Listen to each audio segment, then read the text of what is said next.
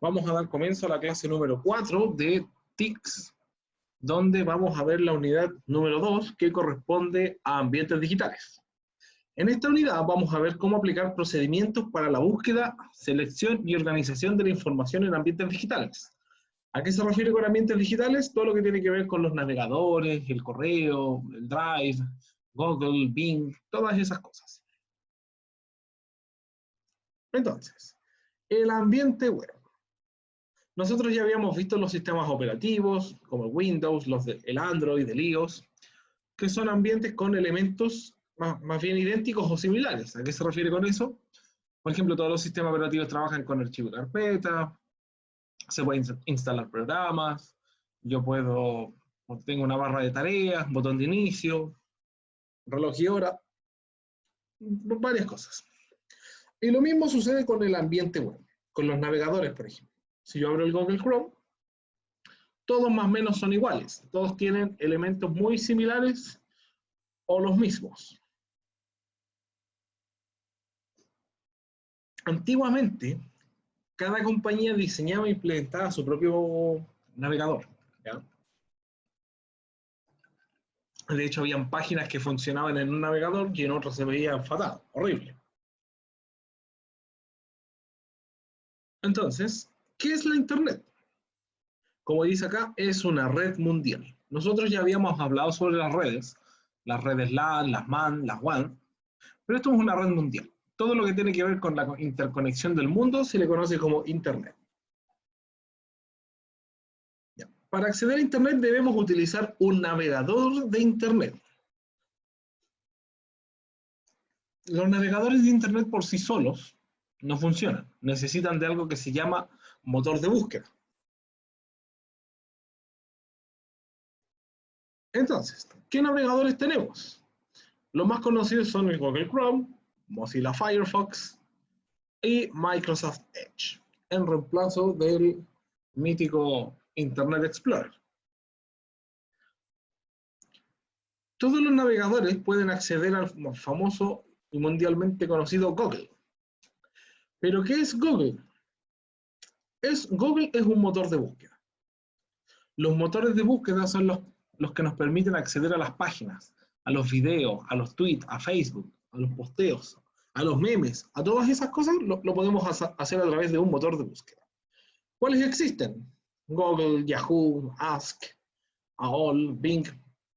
Motores de búsqueda hay varios. Yo desde Google Chrome,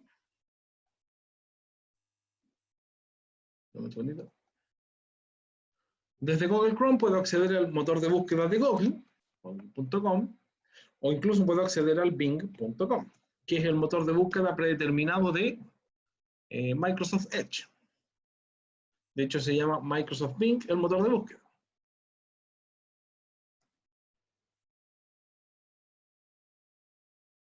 Y acá está el navegador de Bing, de Microsoft.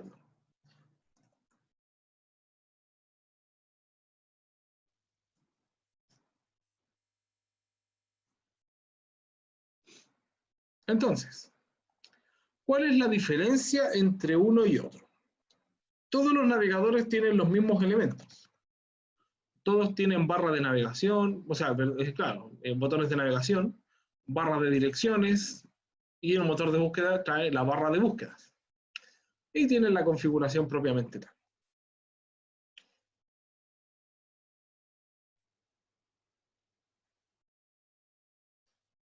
¿Ya? Las pestañas, barra de búsqueda, barra de direcciones. Pero hay un elemento que sí se puede diferenciar, que es el motor de búsqueda. Se diferencia del buscador. ¿En qué sentido? Si yo busco, por ejemplo, COVID-19, y acá busco COVID-19, que es algo que está como atingente ahora, es algo que está pasando en este minuto.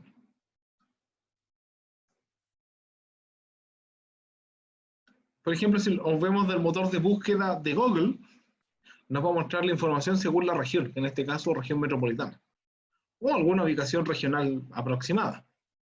Me entrega información del gobierno, las noticias principales para Chile, Me muestra el gráfico de los casos, información sanitaria, información del MinSal, la información de las autoridades locales, y así con información más que nada de páginas.cl. Mientras que el motor de búsqueda de Bing se focaliza, si bien muestra la información regional importante, se enfoca más en lo general. Por ejemplo, los brotes de enfermedad en WHO.int, la información del CDC, la información de la UNICEF, Medline Plus,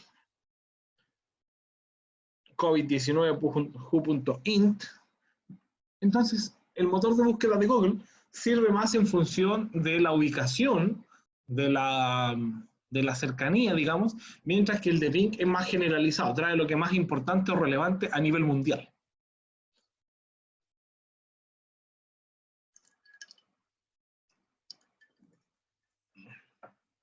Ahora, hablando de navegadores y de motores de búsqueda, hay un motor de búsqueda que sobresale del resto, que es el Google Académico. ¿Lo habían escuchado antes?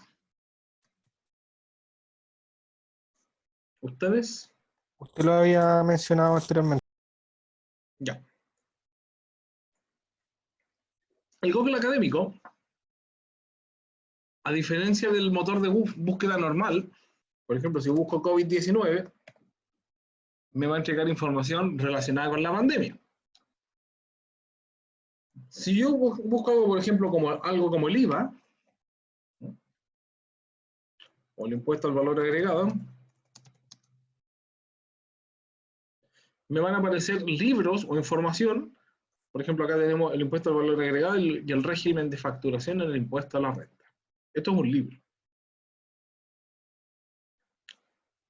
Incluso me da la opción de conseguir el libro impreso.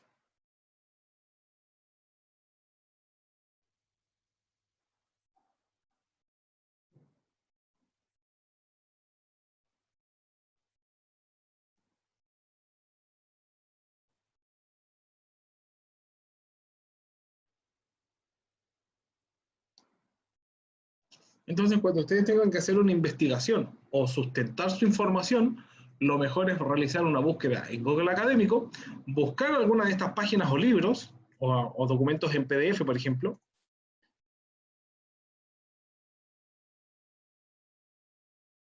Universidad Autónoma de Nuevo León, ¿cierto? Facultad de Contaduría Pública y Administración.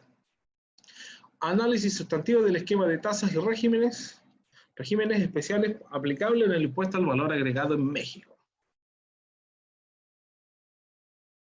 ¿Qué son los impuestos? Clasificación de impuestos, eficiencia recaudatoria. Esto es algo que salió de una universidad, es un estudio. Esto no es algo que escribieron en Wikipedia. Incluso si nosotros vamos al final, debiéramos encontrar toda su bibliografía. Ahí está. ¿De dónde salió la información con el que se hizo este documento?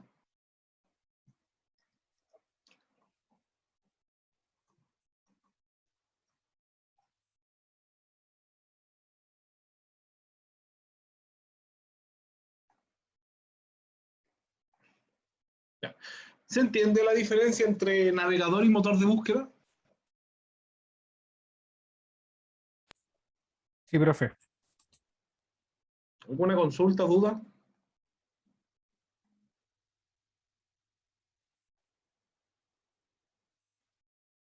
No, profe, yo todo claro por lo menos. Ya, gracias. Vamos a continuar entonces con el correo electrónico. El correo electrónico, ¿cuál es la característica que tiene? Antiguamente, el correo permitía una comunicación rápida, estandarizada y que históricamente ha funcionado tanto a nivel personal como laboral. A uno generalmente le mandaban las cuentas o las cobranzas al trabajo, si es que estaba todo el día ahí.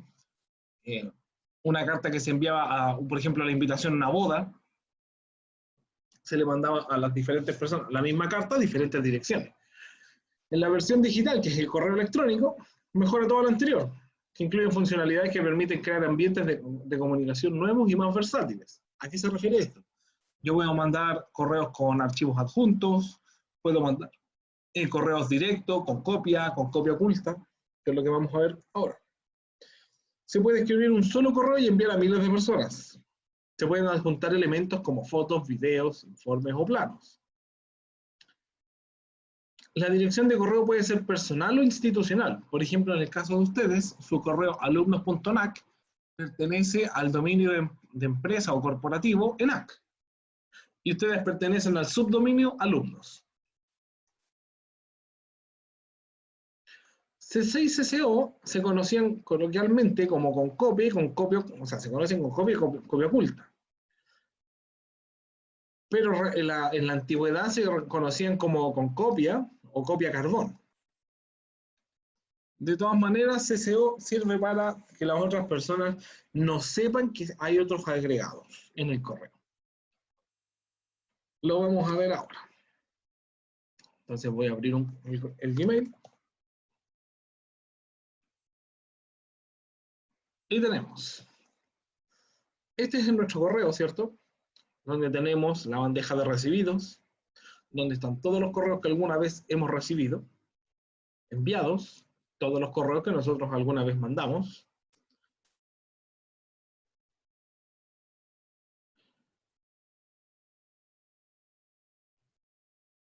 Todos, que son todos los correos mezclados, enviados, recibidos, spam, eliminados, que los ordena por fecha.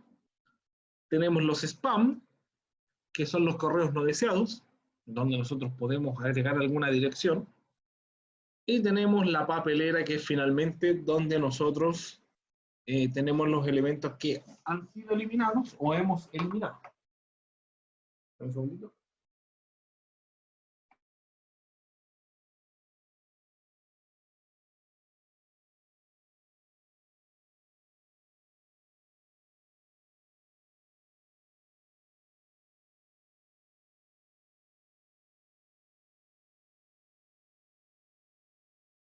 Ya. Entonces, cuando nosotros redactamos un correo, tenemos el campo para CC y CCO. Un segundo.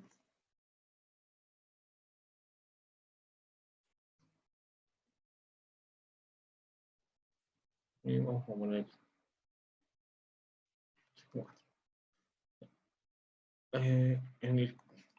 en el campo para van a ir estas personas. Con copia voy a agregar a estas personas y con copia oculta a estas personas.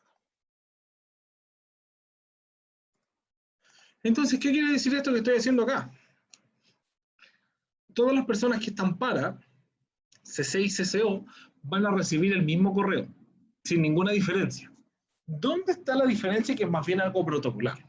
Para indica que yo estoy hablando directamente con esas personas. CC es una formalidad de decir, eres parte de esta conversación, pero más que nada como una especie de supervisor u oyente. No me estoy dirigiendo directamente a ti, es como para que supervises esta conversación. Y CCO es para poder informar a otras personas de esta conversación, pero sin que los de para y CC se enteren que hay alguien en CCO. El mejor ejemplo podría ser, por ejemplo, una carta de despido que se le va a enviar a alguien y copiamos al jefe directo en el CCO para que no se entere que el jefe está directamente enterado de esta carta de despido. Por ejemplo. O si ustedes tienen que mandar un libro de contabilidad o mandarlo a pedir, se lo pueden mandar, por ejemplo, le mandan a pedir el libro de contabilidad al contador de la empresa y le ponen con copia al gerente para que él sepa que ya se le mandó a pedir. Fechas, evaluaciones. Estimados. Les envío las fechas de evaluaciones de desempeño que se tomarán la próxima semana.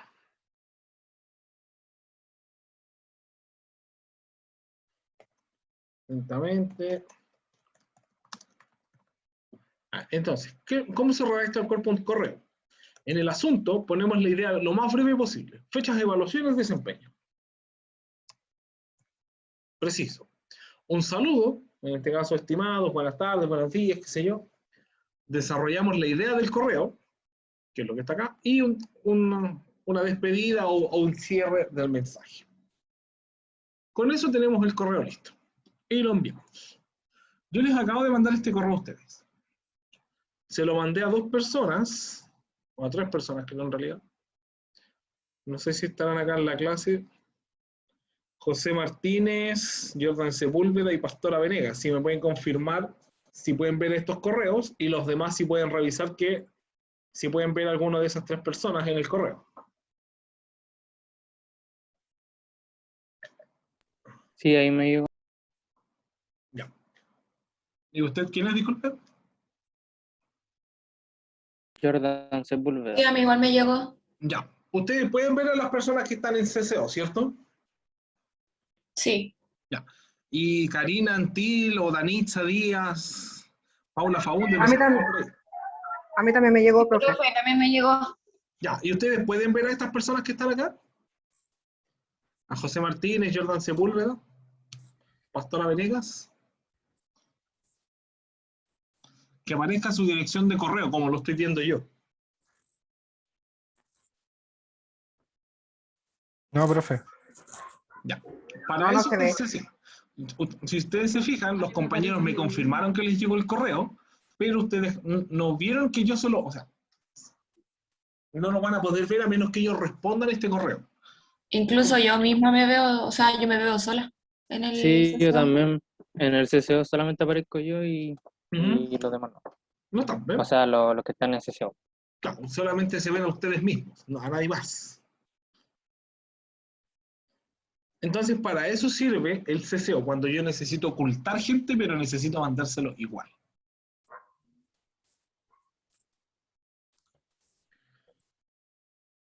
Y lo último es adjuntar archivos. ¿Cómo se adjuntan archivos? La verdad es que tenemos 2 opciones. Podemos presionar el clic y seleccionar un archivo, por ejemplo, acá va datos de contacto. Y la manera personalmente más fácil es que yo tome la ventana de arriba, la arrastro hacia un lado,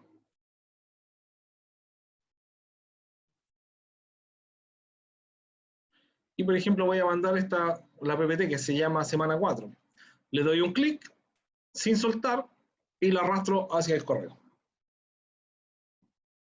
Y de esa manera puedo adjuntar el archivo sin tener que estar buscando entre las carpetas, las direcciones. Es más visual, es mucho más gráfico.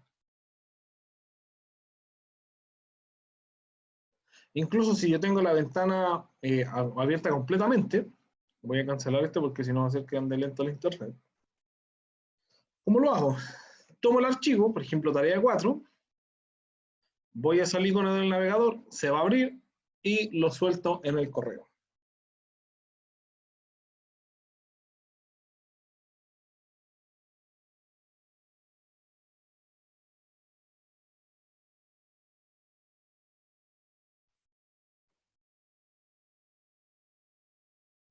Ya. Eso respecto al correo. ¿Alguna duda o consulta respecto a esta parte? No, profe. No, profe.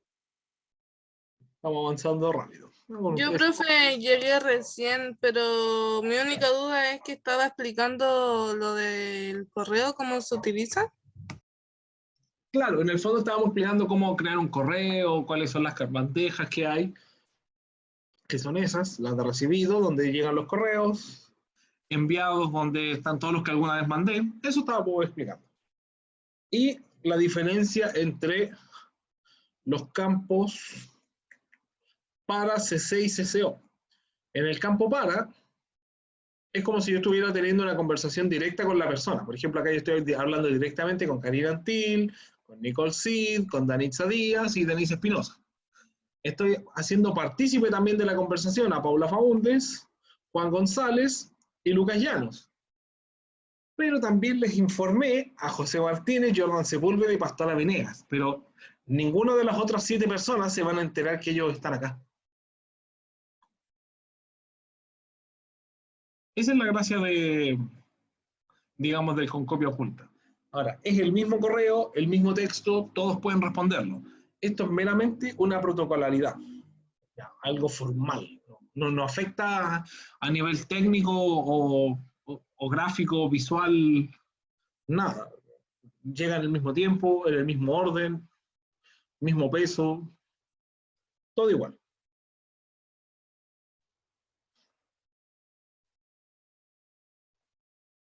Ya. Lo que vamos a explicar ahora tiene directa relación con el Drive. Nosotros ya habíamos visto el Google Drive. Y la pregunta es, ¿qué recuerdan de lo que vimos del Google Drive? Que podemos crear carpetas de Office y podemos trabajar en ella haciendo partícipe a varios compañeros y que quede el formato del trabajo de la misma manera, que no haya cambios de letra y que podamos estar todo en línea modificando el trabajo. Súper. ¿Alguien más recuerda algo?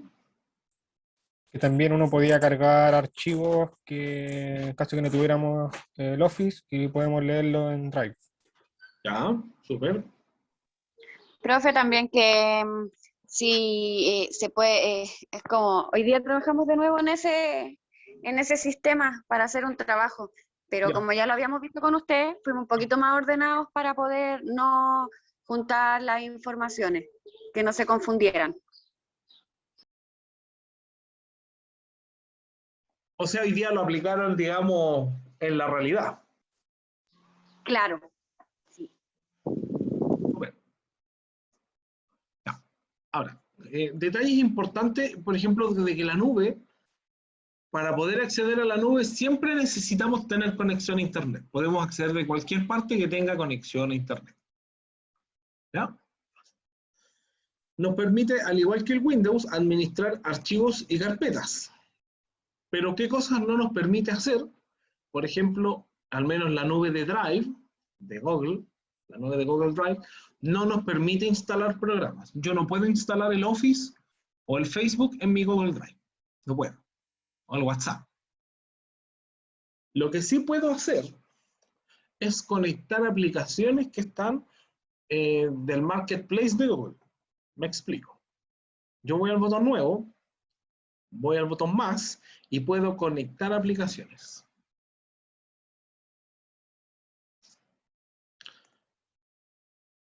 ¿Qué aplicaciones puedo conectar? Depende de lo que yo necesite. Por ejemplo, contabilidad.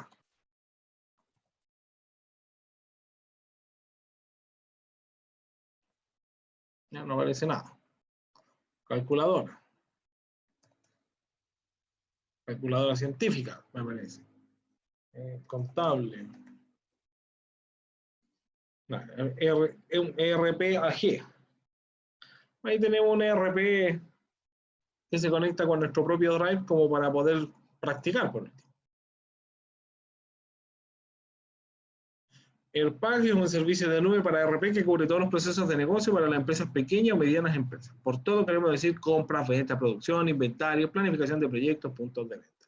O sea, usted no necesita instalar, por ejemplo, el de Fontana en su computador. Podría practicar perfectamente acá, como para tener una idea. ¿Esto dónde se instala? En su cuenta de Google Drive. Esta es la única manera de poder instalar aplicaciones en el Drive. Ahora, esto no queda instalado en su computador. Significa que yo lo instalo en mi cuenta, accedo en otro computador o teléfono y puedo utilizar esta aplicación. Lo instalo una sola vez.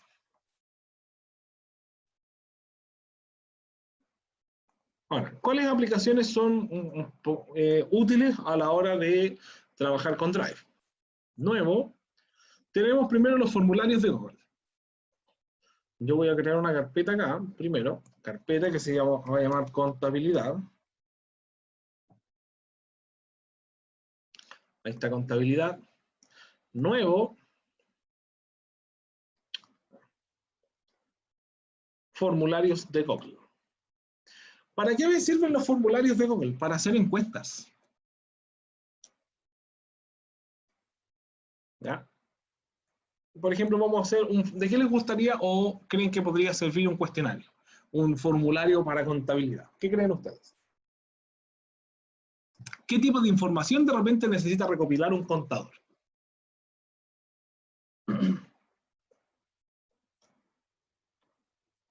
Los ingresos, Ya. ¿De qué manera recopilarías los ingresos en una encuesta, por ejemplo? viendo el libro. Es que por eso, esto es un cuestionario que tú le puedes formular preguntas. Piensa, por ejemplo, ¿qué le preguntarías tú a tus vecinos respecto de cosas contables? Por darle algún lineamiento, no sé, ¿cuáles son los productos que usted compra que pagan IVA? ¿Y cuáles no? ¿Habrán productos que no paguen IVA?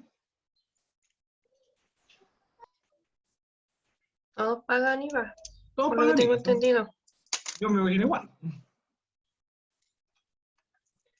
También ahí puede ser como para consultar un rango de sueldo en un X, una encuesta X, Ya, poner rangos de sueldo. eso me gustó. Encuesta sobre ingresos familiares, la vamos. Ya, vamos a ver primera pregunta. ¿Cuántas personas componen su familia? Entonces vamos a poner... Ya. Esta es la primera pregunta. Vamos a agrandar un poquito. Ahí sí. Entonces, yo le puedo poner acá a las preguntas si va a ser de opción múltiple, o sea, cuando las voy seleccionando, casillas de verificación cuando puedo seleccionar varias, o le puedo poner que sea de texto. Ahora, para hacerlo más fácil, yo prefiero hacer la opción múltiple y poner, por ejemplo, 1, 2, 3, 4, 5, ahí le agrego todos, y agregar la opción otros, que pueden ser ahí 7, 10, qué sé yo. ¿Se entiende, cierto? Sí. Ahí ya terminé mi primera pregunta. De esta cinta que está al lado, yo puedo apretar el botón agregar pregunta para agregar una segunda pregunta. ¿Cuántas personas trabajan en su familia?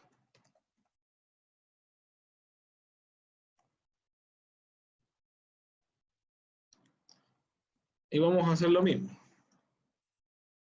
1, 2, 3, 4, 5. Y agregar otros.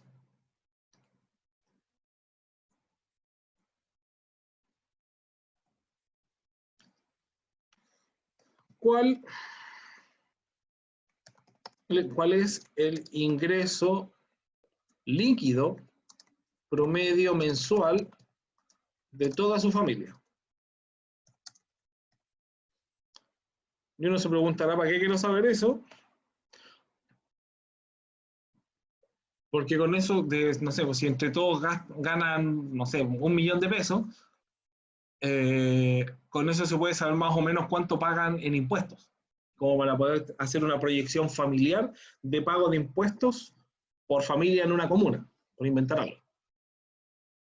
O por trabajador en la empresa. Acá le vamos a poner, en vez de ponerle opción múltiple, le vamos a poner párrafo, para que pueda hacer una respuesta, respuesta breve, para que sea de tipo texto, para que ingrese el monto que necesita, pero le vamos a poner validación de respuesta. Y la validación es que sea número y superior a... ¿A cuánto creen que tendría que ser superior una respuesta en tipo número? Si estamos hablando del sueldo. Desde el sueldo mínimo. Ya, es una forma de verlo. O sea que mínimo tiene que trabajar una persona en la familia, así que estamos haciéndole la encuesta a esta familia. Entonces, superior o igual a el sueldo mínimo, ¿en cuánto está? 328.500. Como en 328.500, creo. Sueldo mínimo Chile. 326.500. 326.500, ya. Y cualquier monto menor a ese, el sueldo debe ser igual o mayor a 326.500. Y de esa manera limito la respuesta a un monto numérico. Vamos a agregar una cuarta pregunta que se va a hacer nombre completo, que va a ser respuesta breve también, y el correo de contacto, que también es respuesta breve. ¿Se fijan que cuando yo pongo un tipo de pregunta automáticamente selecciona la mejor opción? Yo de todas maneras puedo cambiarlo, pero puedo darle algún tipo de lineamiento con cómo formulo la pregunta. Entonces tengo 5 preguntas. ¿Cuántas personas son en la familia? ¿Cuántas trabajan? ¿Cuánto ganan en promedio la familia? El nombre completo y el correo de contacto. Entonces esta encuesta ya está lista. Desde esta paleta, personalizar tema, yo puedo cambiarle los colores.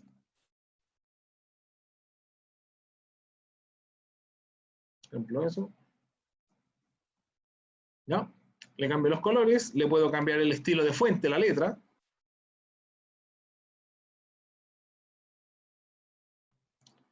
Y después le puedo poner enviar.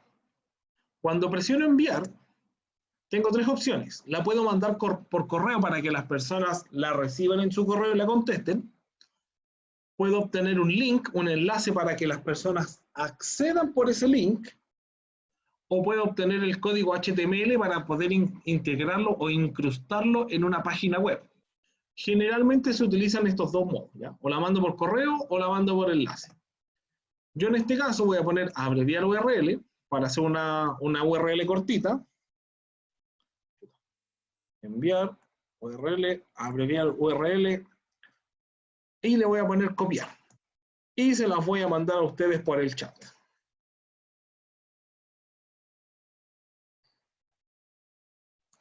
Ya, entonces, denle clic a ese formulario, respondan las preguntas con respuestas falseadas, obviamente, inventen, para que podamos ver cómo funciona por el otro lado este formulario.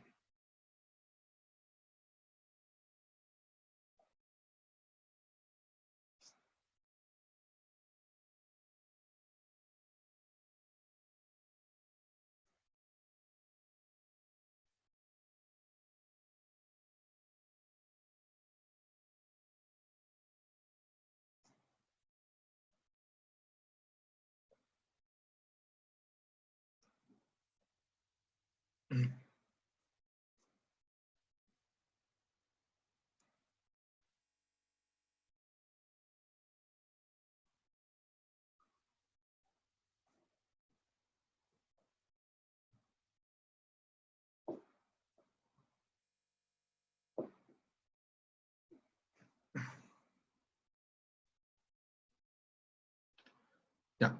Necesito que respondan el formulario, por favor.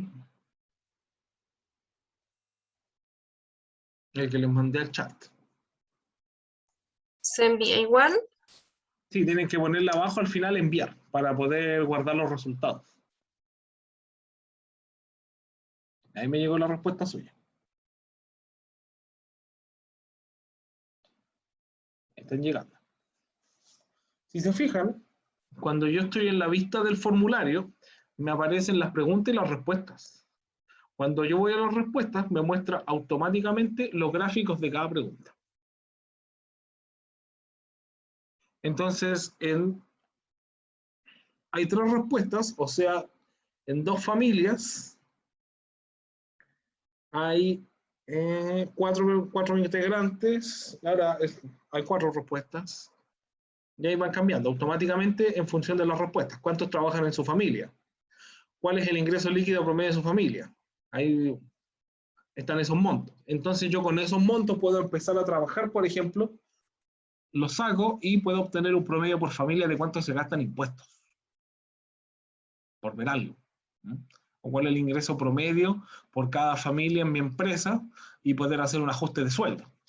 Pensando en no sé, en que quiero equilibrar los empleados que tengo en mi planta.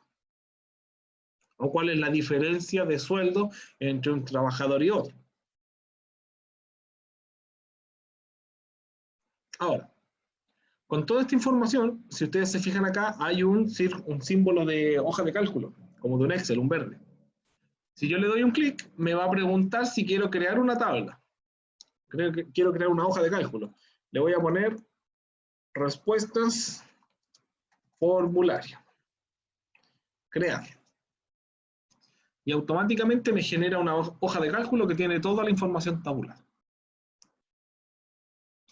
Entonces, si ustedes, por ejemplo, tuvieran que recopilar toda la información de las empresas a las que se les hace la contabilidad, necesitamos que pongan nombre social, o sea, razón social, el RUT, nombre fantasía, nombre representante, contacto de contabilidad o encargado de contabilidad, el correo, el teléfono y el horario. Y podemos recopilar toda la información de nuestros clientes para poder contactarlos de mejor manera. En vez de tener que estar llamando por teléfono o mandar un correo, genero una encuesta y centralizo toda la información en un solo documento, que lo van a ir rellenando las mismas personas a las que se los voy a enviar.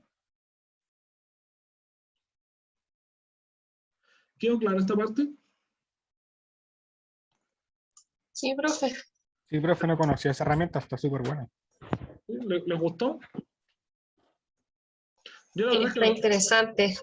Yo la verdad es que lo encuentro bastante práctico cuando uno necesita recopilar información, ¿ya? Porque uno simplemente crea el formulario, va agregando las preguntas, la gente responde y automáticamente te genera toda la información. De hecho, ya el ingreso promedio lo separó en gráficas pequeñas. Antes aparecían los montos, automáticamente entendió que tenía que hacer un gráfico porque son montos. Entonces imagínense tener que recopilar información de montos, contactos, de ingresos promedios, pagos de IVA. Simplemente le pide a la gente que rellene la información y usted le saca las pantallazos, las fotos y los pega en su presentación, en su PPT y se acabó. Y si le piden el Excel, ahí lo tienen.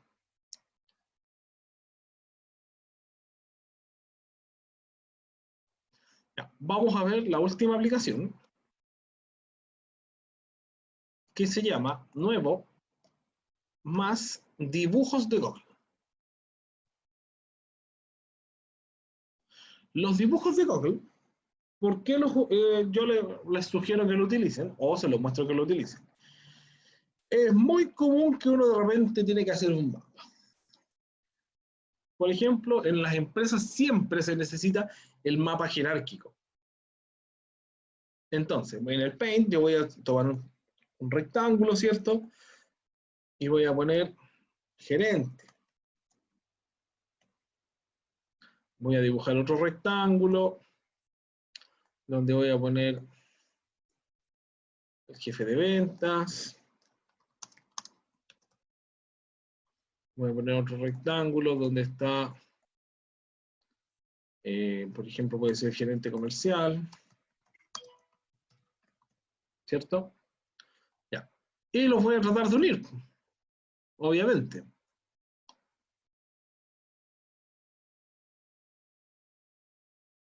Ya. Obviamente esto quedó horrible porque no tiene ninguna intención de que quede bonito.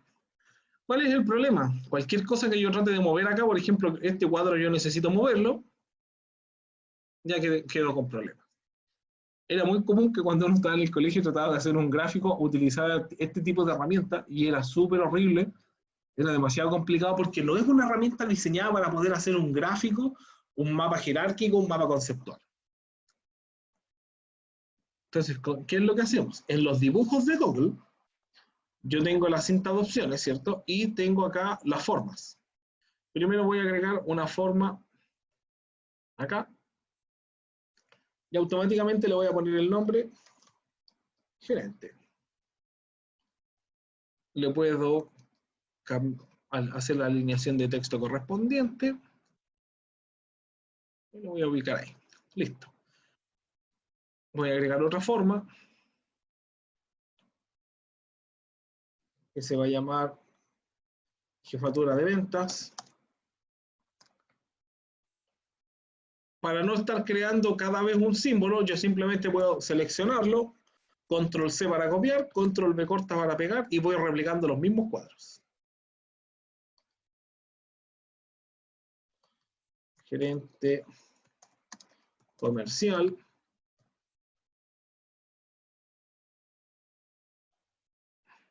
Voy a agregar otro que se va a llamar gerente técnico. Ahí tenemos las tres, un área de venta y una gerencia y dos gerencias. Y las puedo conectar o unir. Acá tengo los conectores, los selectores de línea. Por ejemplo, puedo utilizar la línea o conector angular. Ahí tengo un conector angular. Lo tomo de un puntito.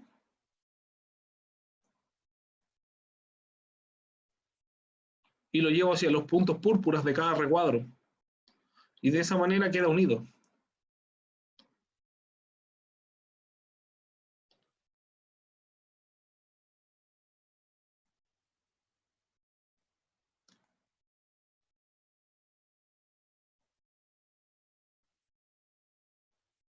Este me quedó medio chueco.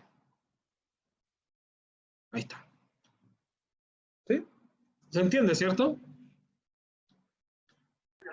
Sí, profe.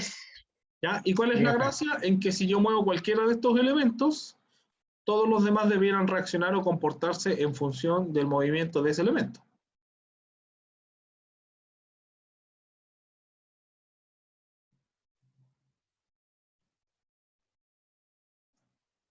Entonces, es mucho más práctico para hacer diagramas o para hacer mapas conceptuales. Es mucho más práctica esta herramienta que estar jugando con el Paint o incluso con el Word, que también tiene para las formas. Si yo me voy al Word,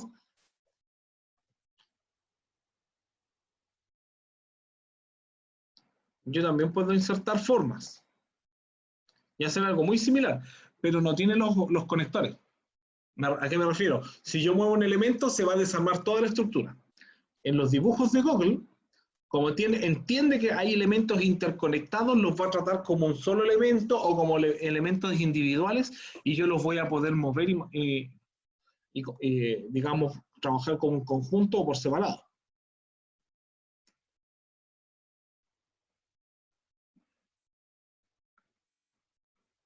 Ahí está. ¿Ya? Voy a agregar ahí.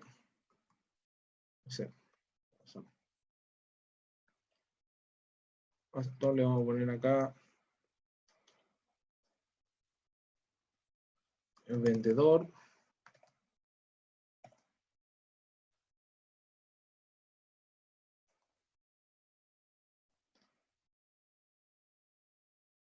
Esto debe ser una línea recta.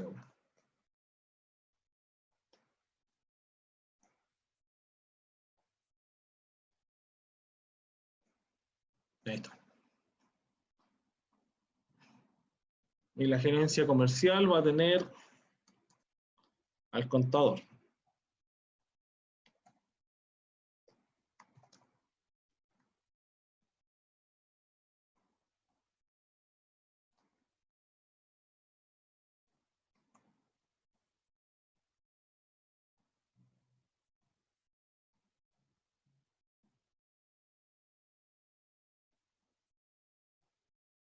A ver si se entendió la idea. Era lo importante. Vamos a estar aquí tanto rato luchando con esto. Finalmente, ustedes son de contabilidad, la verdad es que lo suyo es más lo de los números, pero si en algún minuto necesitan hacer dibujar algo, plantear una idea, ¿qué les recomiendo yo? Esto es netamente extra, ya es lo que les voy a explicar ahora, no es parte de la prueba, del curso ni de nada, simplemente para que conozcan una herramienta más. Del botón nuevo, más, conectar más aplicaciones, hay una aplicación que se llama diagrams.net.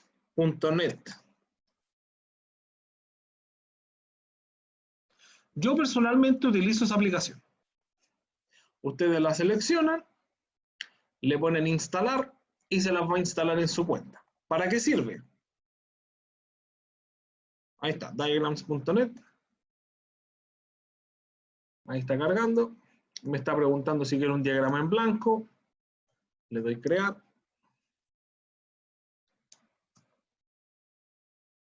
Este tipo de diagrama a mí me permite hacer muchas más cosas. Por ejemplo, en todo lo que es finanzas o administración, por eso está un poquito relacionado con usted, existen los diagramas de UML o BPMN, que son para representar el funcionamiento interno de una empresa o de un negocio. Si ustedes quieren buscar sobre eso, me parece genial porque es mucho más interactivo. Pueden hacer formas, tienen formas estándares de software, de red, de negocio, por ejemplo el Archimate. Si ustedes necesitan hacer un diagrama de negocios completo, lo pueden hacer con eso. BPMN, SysML y Value Stream Mapping. Profe, ¿y estos diagramas que salen de acá son compatibles con los archivos Excel, de Word, todo eso? Tú lo puedes descargar como un dibujo. Como dibujo, un Un JPG. dibujo, claro, un JPG cualquiera. Ya. Incluso, por ejemplo, acá tenemos, por ejemplo, de gabinete, infographic, planos. Por ejemplo, pues dicen, tenemos elementos como puertas, televisores, iconos web. Entonces, tiene tanta cosa, a lo menos tanto elemento gráfico o elemento para poder dibujar, incluso hacer diagramas acá. Yo puedo hacer un diagrama, por poner algo, no sé, voy a poner ese icono que representa una persona, ¿no? Y voy a hacer el diagrama de, a esto le vamos a agregar un segundito, le vamos a agregar un cuadro de texto que va a decir cliente. Lo voy a replicar. Voy a tener por este lado el contador. Y empezar a hacer mis propios diagramas o representaciones gráficas de cómo tiene que funcionar, por ejemplo, la empresa. El cliente le entrega misceláneo, puede ser más formas, denme un segundito, el Archimate ya.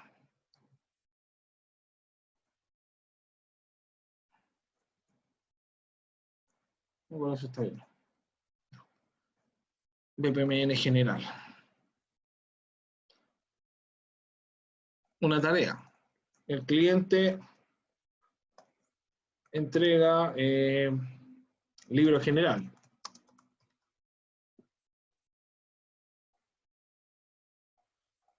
¿Y a quién se le entrega el libro general?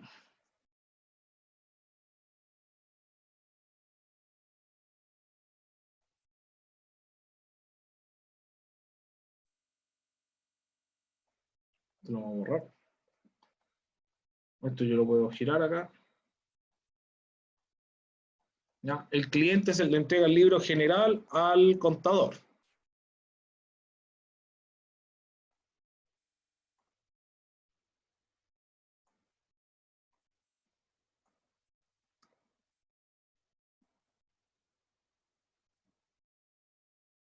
Ahí. Por inventar algo, ya esto no es un diagrama tan formal, pero si ustedes quisieran graficarlo, se entiende la idea de que el cliente entrega el libro, el contador procesa los cálculos, o hace el cálculo general, la revisión, si tiene algún problema, le informa al cliente, el cliente entrega nuevamente los números nuevos. Entonces ustedes pueden estandarizar todo su proceso y graficárselo a su jefe, por ejemplo.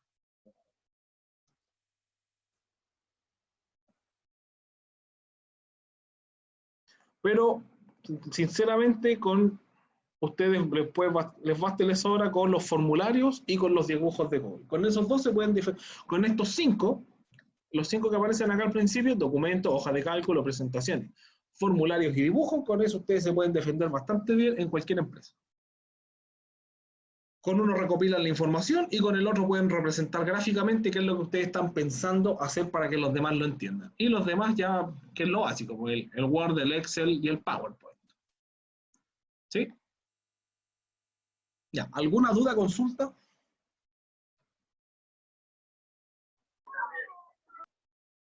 No, profe. Ya, ¿qué vamos a hacer? Son las 5:07, vamos a ir un break hasta las 5:17. Yo mientras tanto voy a dejar pasada la lista con los que están conectados. Y a la vuelta van a hacer un trabajo que yo les voy a mandar al correo y al chat del Zoom, ¿ya? Así que aprovechen de tomarse el break. Voy a detener la grabación mientras.